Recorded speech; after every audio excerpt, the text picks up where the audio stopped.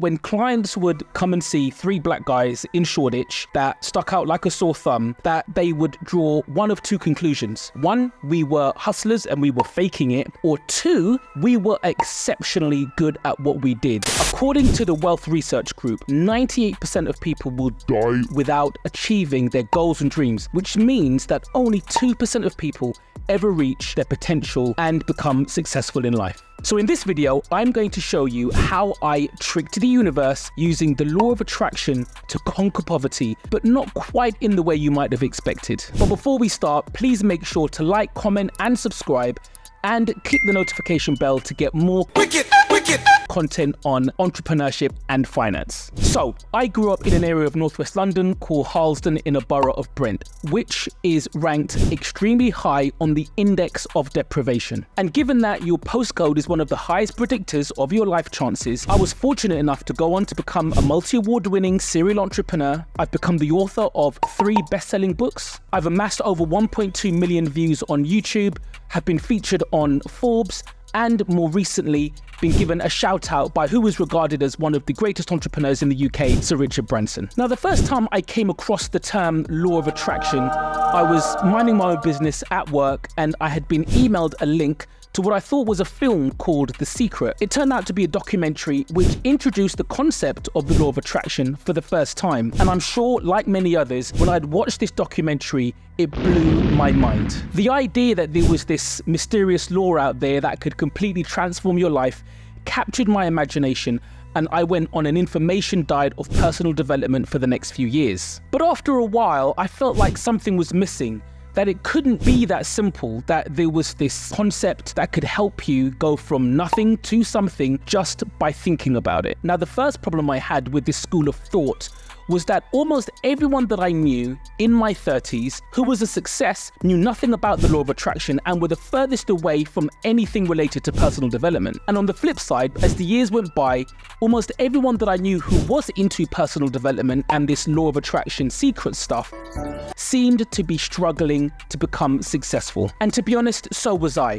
I had tried almost every business model on the planet without success. I was renovating houses, flipping cars, promoting raves, importing mobile phone accessories, and the latest fashion merch. But unfortunately, nothing seemed to work. So I decided to trick the universe. Now, when I say universe, I'm not talking about the galaxies, the sun, moon, and stars. I'm talking about the sphere of experience that surrounded me at the time, which was the context of me being a boy of Caribbean heritage, born in a borough which was poor. And as I said before, your postcode being one of the highest indicators of your life chances meant that I had a difficult route ahead of me. But how did I trick the universe? I'm sure you're wondering. Well, I started by liking this video, subscribing to my channel, and clicking the notification bell. But then I decided if there was a law which suggested that like attracts like, that I would have to create some form of success in order to attract more success. And that success wasn't going to come about by me simply just thinking about it. Now, in the real world, I noticed something, that people who were successful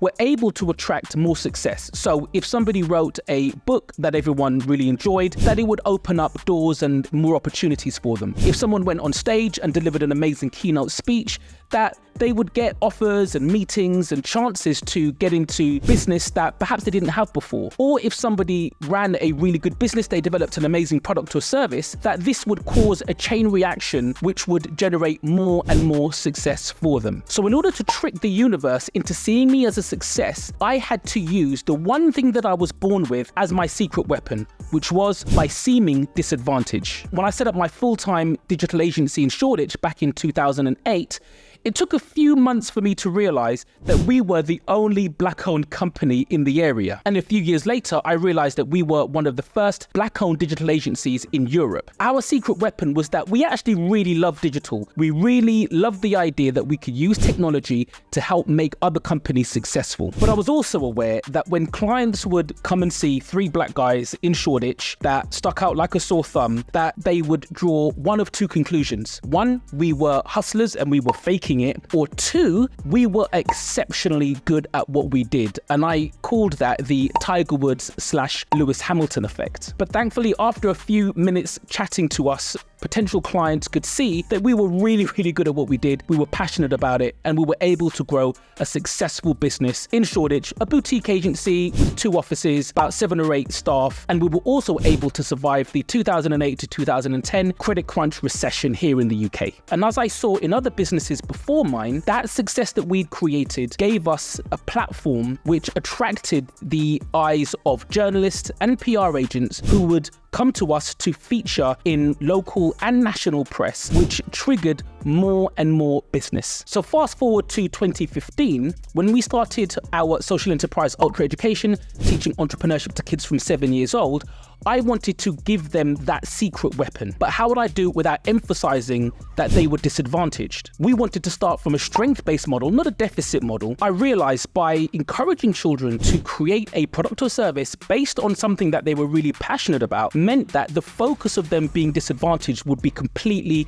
removed, and people would focus on the unique aspect of them being a child in business. So essentially, it could override the fact that they were born in a postcode which would have lowered their life chances, and completely turn that on its head and allow them to leverage that because it's unique. It's something that is lesser seen, being someone of disadvantage, creating a successful business at this age based on something that you really love doing. And as they'd go out into the world, there'd be a ton of positive reinforcement building on the level of confidence that would overshine the fact that they would come from areas of poverty and deprivation. So what's the takeaway for all of you out there? If I was the usual law of attraction evangelist, I would probably say something like visualize your dreams, use positive affirmations, and something corny like take inspired action. But if you're like me and all of that sounds too vague, then this is what you should probably do instead. And if you're going to do something, no matter what it is, be the best. And I don't mean be the best you can, because if I'm brutally honest, that may simply not be good enough. Because being the best you can may not actually meet the requirement of the market. And so you need to understand the bar that you need to hit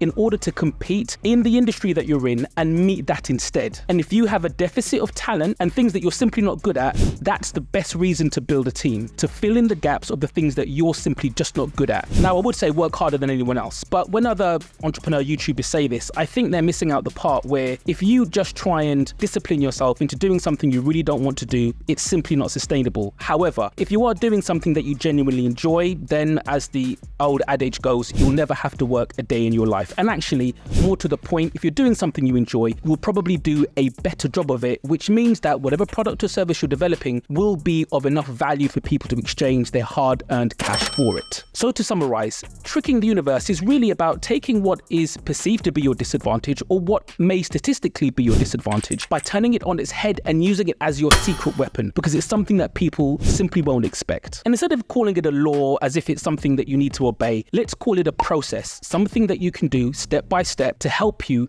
reach your goals and achieve success in entrepreneurship and business. And that's it, guys. What has your experience been of taking something which was seemingly a disadvantage for you, but you've been able to use it to trigger success in your life and in your business? And I'll catch you on the next video. Ultra and out.